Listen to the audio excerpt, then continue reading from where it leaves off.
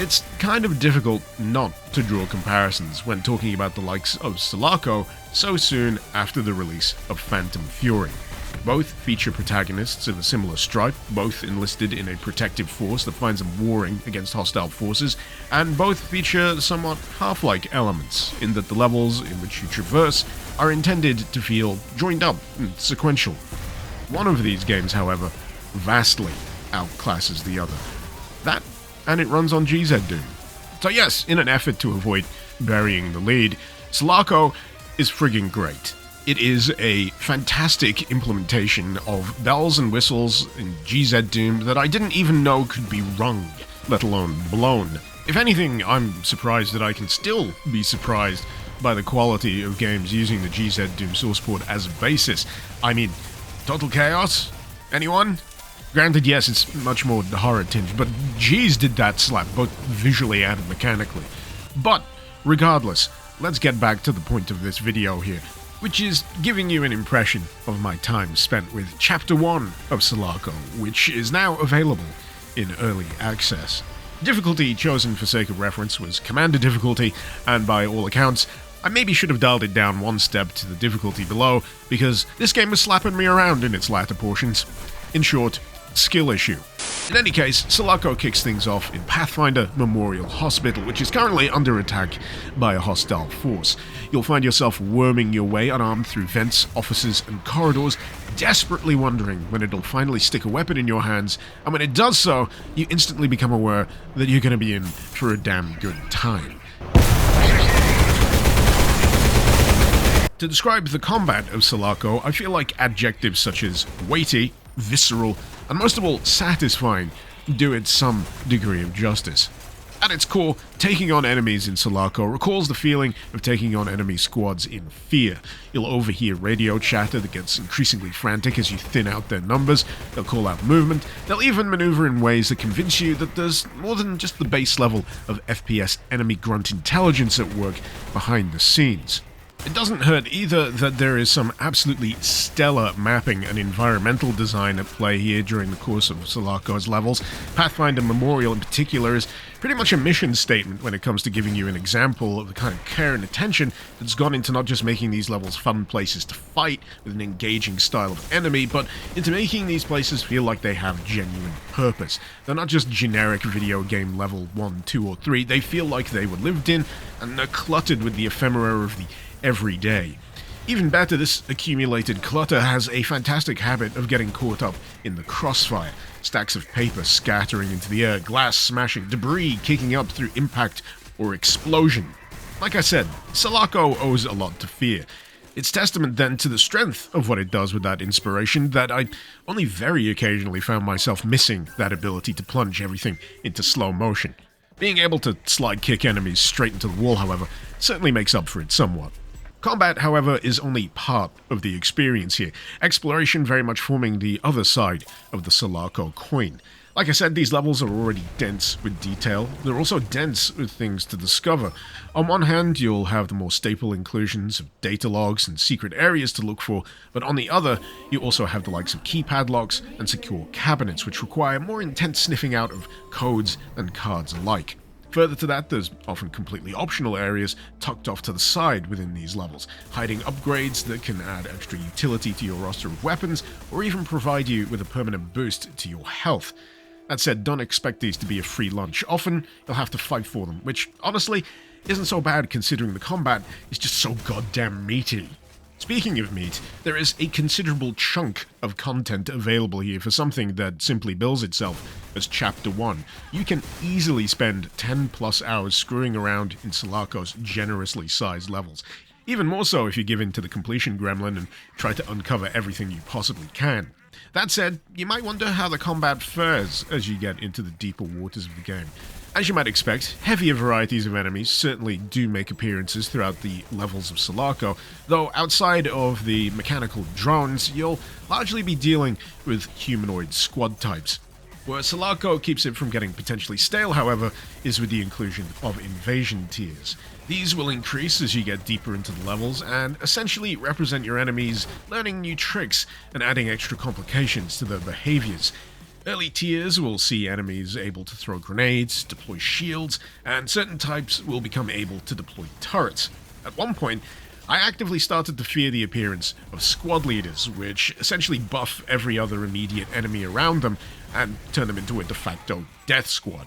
That's not even where the tiers top out either, they keep going, and honestly ensured that 1, I didn't get complacent with how I approached enemies, and 2, actively encouraged me to think a bit harder about the situation I was in, whether I had a good flanking route, whether I could set up a choke point with a landmine, whether or not the weapon I was currently wielding would be the best one for the job. Speaking of the weapons, there's a pretty nice selection that you've got here. The first few you'll pick up take a lot of the boxes that you'll typically expect from an FPS. You got your assault rifle, shotgun, and handgun, but even then the relative power and utility of each gives them their own quirks. The assault rifle, very much the workhorse in terms of reliability. As enemies get more armored, however, the punch of the shotgun really makes it a more valuable pick, save for that agonizing gap between shots as you rack the shells. And as for the handgun, well, hand cannon would be more of an appropriate term.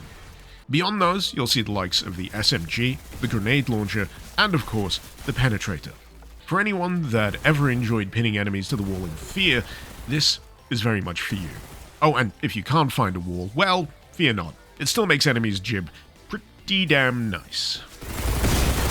Heck, even though the majority of combat in Selaco is largely close quarters, it does occasionally open up enough for you to enjoy a bit of casual sniping, thanks to the marksman rifle. Oh, and yeah, let's not forget the plasma gun. It pretty much melts, and is kind of intimidating to have to deal with when the enemy manages to wield it instead of you. It's not just surface utility with these weapons either, because Selaco features an upgrade workshop that'll tweak things such as accuracy, mag capacity, and other weapon-specific perks. One of the most useful picks for me was actually a non-combat shotgun upgrade that lets it bust down cracked walls, which saved me on grenade usage when I'd much rather be using them to blow up my enemies instead. Outside of workshop upgrades, you can also source fire mode and secondary mode upgrades for weapons in the wild, often in those aforementioned optional side areas I mentioned earlier, and in terms of what you'll see on that front, you can get burst fire for your assault rifle, stun round secondary for your SMG, and if you look really hard, you can augment the grenade launcher to fire more unorthodox types of ammunition. It's all fun and games till Teddy 11 gets angry. Well, besides the ice and acid rounds, the latter of which actually described in-games as technically a war crime. Wheeling back to those workshop upgrades though, they're commonly found in safe houses operated by ACES, the same organization the protagonist Dawn is a member of. At the back you might notice a door that requires Tier 2 access early on, and that'll be down to the fact that these are more than just a nod to Resident Evil, a nice place to rest with pleasant music. In fact, they're also part of a transport network that actively links previously visited safe houses together, enabling you a revisit of those previously completed levels. So you can sweep for anything you've missed, and considering you can miss those aforementioned upgrades, is well worth doing. Heck, there's even security doors that increase in access level as you get deeper into the game, requiring you to sniff out these sometimes cunningly hidden security clearance cards. Additional supplies and upgrades will be your reward, as well as an entire bonus level if you've got the nous to sniff out all of them. Honestly, Selaco is absolutely riddled with excuses to actively engage with its world, even to flat-out nonsensical degrees.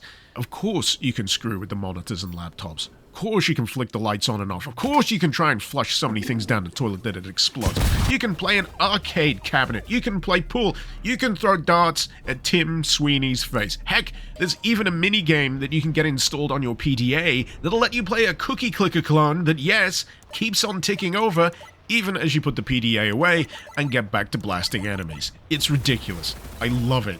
In all honesty, if there was any one area of Selaco where I felt like it was slacking somewhat in this first chapter, it would be in the story department. Basically, if you're seeking any meaningful answers to why is this place being invaded, why do they have purple blood, and what the heck is actually really going on, I'm afraid you're maybe going to be a bit disappointed by chapter's end, because this chapter honestly isn't about answering those questions. On the flip side, it is more about establishing Selaco as a place and absolutely going full send on its world building, of which I feel it does a pretty damn bang-up job. Granted, some of this will depend on how much you enjoy digging through data logs and getting to grips with some of the ancillary lore of Selaco, but one of the things I appreciate most about this game is that it delivers a lot of this world building via the levels themselves. Sure, you might read in a data log about the sky simulation that gives the illusion of this being a grounded city on Earth, but it's another thing entirely when you get out into the Selaco streets and that sky simulation that once seemed so solid suddenly throws a hissy fit. I feel like I'd be remiss if I also skimped on mentioning the audio work that's gone into this.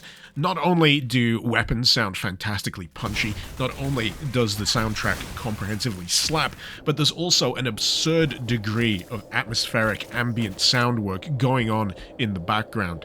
It's just the kind of stuff that adds to the believability and immersion of any given section of level, be it just the simple mechanical hum of machinery, the muffled sound of gunfire and conflict happening somewhere in the distance. It's hard to quantify, in all honesty, but I can be quite confident in the notion that it adds such a tremendous amount of immersion to these levels, doubly so when you're exploring them in the quieter moments between squad ambushes. In that regard, I feel like that's one of the aspects of Selaco I appreciate the most. It's got a supreme sense of pacing. It's not relentless. It's not constantly throwing enemies at you. It gives you opportunity to breathe, to take in your surroundings between those bursts of high-octane violence.